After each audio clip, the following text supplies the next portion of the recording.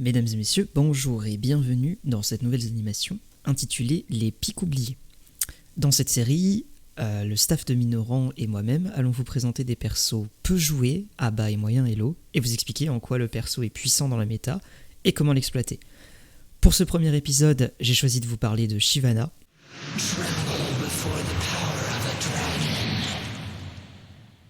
Cette vidéo va se découper en plusieurs parties, présentation du perso, son kit de sort, présentation des runes, des items, et enfin les combos et l'utilisation du perso en game.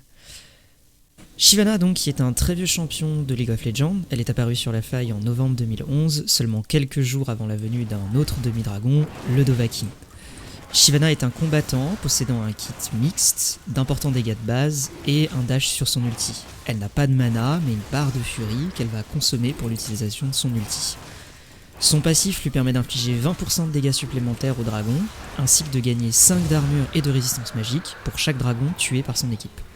Son A est un reset d'auto-attaque qui applique 2 fois les effets à l'impact, et de plus, le cooldown est réduit de 0,5 secondes pour chaque auto-attaque de Shyvana. Son Z est un stéroïde de move speed qui va ajouter des dégâts magiques en zone autour de Shyvana, un peu à l'image de la cape solaire, en plus d'en rajouter sur ses auto-attaques, qui sont aussi des dégâts magiques de zone. La durée du sort peut être augmentée d'1 seconde par auto-attaque, cumulable 4 fois. Son E lance une traînée de flammes qui inflige des dégâts magiques et marque les cibles pendant quelques secondes, ce qui fait que les attaques de base de Shyvana infligent des dégâts magiques en fonction des PV max aux ennemis affectés par la marque. Son ulti est un dash qui la rend instoppable, inflige des dégâts magiques et entraîne les ennemis touchés sur une courte distance, lui permettant de se transformer en dragon avec des PV, de la portée et une taille augmentée. Ses attaques de base génèrent 2 points de furie et la forme draconique en génère 2.5 par seconde. Donc si vous voulez rester en dragon, tapez des trucs. Tant qu'elle est sous cette forme, ses autres sorts gagnent des effets de zone. Son A devient une attaque en zone, en cône devant elle. Son Z gagne en portée. Et son E devient une boule de feu, infligeant beaucoup plus de dégâts et laissant une marque au sol qui brûle les ennemis s'y trouvant toutes les 0,5 secondes. Concernant les runes à présent, voici la page de runes que je vous propose d'utiliser pour Shyvana. C'est la plus passe-partout, mais je vais vous présenter toutes les options disponibles et viables pour le champion. Conqueror est donc la rune fondamentale la plus intéressante pour elle, et celle qui globalement aura le plus de sens et d'intérêt dans la plupart de vos games, étant donné que Shyvana va faire des fights relativement longs. C'est assez intéressant d'avoir une rune qui augmente votre AD, sachant que vous n'en avez pas beaucoup dans votre stuff, et ce qui surtout vous donne de la régène, histoire de pouvoir tenir les fights dans la longueur.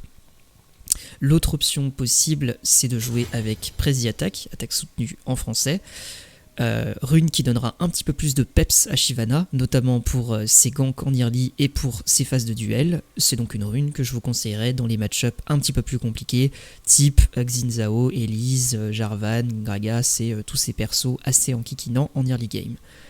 Triomphe, Alacrité et Last End, Barreau d'honneur, sont les 3 runes les plus intéressantes pour Shyvana, étant donné qu'on est sur un perso auto-attaqueur Reliant qui n'a pas de barre de mana.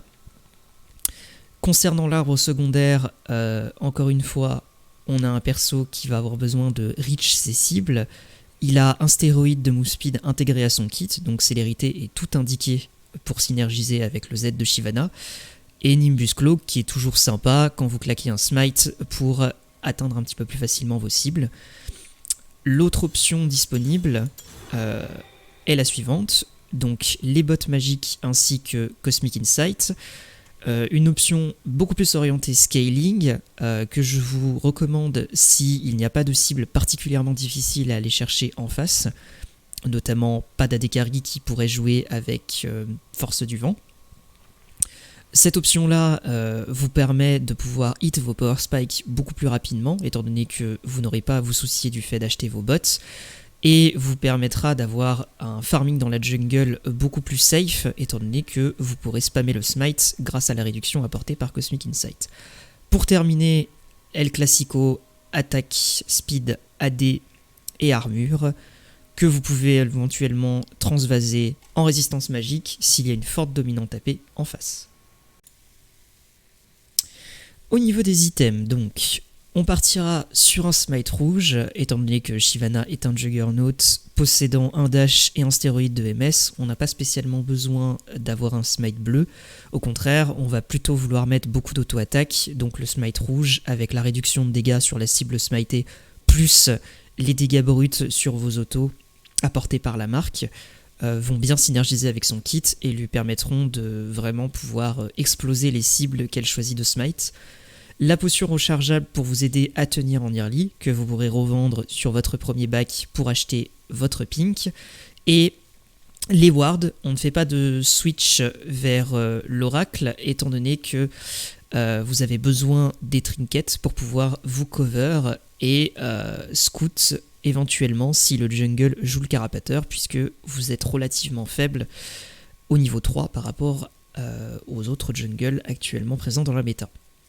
Concernant votre build de base, ce sera donc un bac cendre de Bami que vous transformerez en Frostfire Gauntlet dès que vous pourrez le faire. Cet item est extrêmement important sur Shyvana puisqu'il remplace anciennement le maillet gelé qui est absolument nécessaire pour que Shyvana puisse tout simplement garder ses cibles à son corps à corps et continuer à leur taper dessus. Ensuite, on enchaînera au choix avec Witsend ou Beoterka, en fonction de ce qu'il y a en face. Si vous avez une dominante particulièrement AD, partez plutôt sur Beoterka, mais à partir du moment où il y a 1 ou 2 AP en face, Witsend est un item extrêmement puissant, puisqu'il donne de l'AD, de l'attack speed, de la résistance magique, de la move speed bonus quand Shyvana inflige des dégâts à ses ennemis, ainsi que un effet à l'impact qui du coup synergisera avec son Q-spell. Concernant le reste du build, des trucs assez classiques pour des juggernauts, des items orientés move speed comme la plaque du mort et la force de la nature, et on peut compléter ce build avec au choix du Randuin ou de la Thornmail si besoin s'en fait sentir, ou sinon des options un petit peu plus offensives comme Gage de Sterak qui vous permettra de virtuellement tanker un petit peu plus grâce au bouclier, ou l'hydre titanesque qui, au vu du kit de Shyvana, est très intéressante dans le sens où vous allez grandement exploiter les 2 passifs de l'item. Shyvana est un off-tank de la catégorie Juggernaut, c'est-à-dire que c'est une combattante au corps à corps, possédant un kit de base lui offrant beaucoup de dégâts et de tankiness, et un scaling respectable. En revanche, ses ratios ne sont pas très élevés, donc votre late game n'est pas le plus fort du jeu. Par contre, si vous arrivez à prendre de l'avance, vous devenez extrêmement compliqué à arrêter. Shyvana est particulièrement efficace dans des situations de counter-gank ou counter-engage grâce à son ulti et ses multiples dégâts de zone. Elle est capable de renverser un fight assez facilement. N'oubliez pas aussi que votre ulti vous rend plus tanky et unstoppable, il peut donc servir à avaler un hard CC comme un slip de Lilia par exemple. Vous n'êtes pas un initiateur pur en tant que Shyvana, donc faites attention à ne pas rentrer trop tôt dans les fights où vous risquez de vous faire burst down à la sortie de votre ulti avec une rotation de CC. Attention aussi, vous n'embarquez pas les unités sur toute la longueur de votre ulti, vous pouvez donc vous en servir pour faire reculer la front lane ou rassembler des ennemis déjà relativement paqués, mais vous ne pouvez pas vous en servir pour paquer toute une team à un endroit donné ou ramener un carry 3 mètres en arrière en sautant derrière lui. Concernant votre early, vous voulez farm votre level 6 le plus vite possible. Idéalement, vous faites un bac Bami pour aller récupérer le premier Drake avec votre niveau 5. Vous pouvez très facilement le tomber grâce à vos 20% de dégâts bonus. Et il ne faut pas non plus hésiter à aller invade, étant donné que vous vous déplacez rapidement grâce à votre Z et que votre vitesse de clear est particulièrement importante une fois que vous avez récupéré vos premiers niveaux. Vous pouvez subtiliser facilement des camps à votre adversaire et prendre de l'avance grâce à ça. À partir de votre niveau 6, vous allez commencer à vouloir mettre des ganks et rythmer un petit peu plus la carte. Il ne faudra donc pas hésiter à utiliser votre ultime, étant donné que vous n'avez pas réellement de cooldown et que vous rechargez votre ultime en mettant des auto-attaques. Vous pouvez très facilement récupérer le CD de l'ult et l'avoir à nouveau à disposition pour un prochain fight, donc surtout, n'hésitez pas à l'utiliser quand vous gankez des lanes. Nous approchons de la fin de ce premier épisode, qui fait donc un petit peu office d'épisode pilote. N'hésitez pas à me dire ce que vous en avez pensé, soit dans la section commentaires, soit directement sur le Discord de Minoran. Et en espérant que ça vous ait plu, éventuellement que ça vous donne envie d'essayer Shyvana pour vos games. Et je vous dis à très vite pour de prochaines animations et un prochain épisode des Pics oubliés. Ciao ciao!